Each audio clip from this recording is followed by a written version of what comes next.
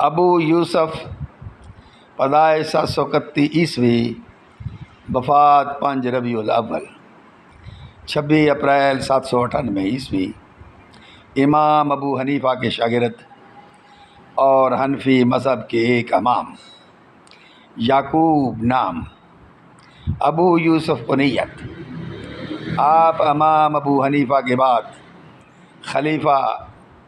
ہادی، مہدی اور ہارون رشید کے عہد میں قضاء کے محکمے پر فائز رہے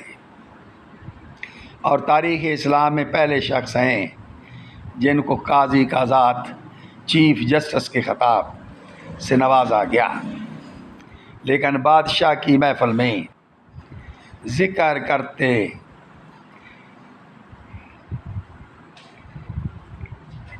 کہ قتل کے فیصلے سے پہلے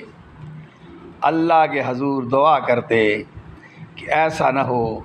کوئی صحیح قاتل سزا سے چھوٹ جائے یا ناجائز پھانسی لگنے کا حکم ہو گیا تو یقیناً مرنے کے بعد مجھے پھانسی ہوگی۔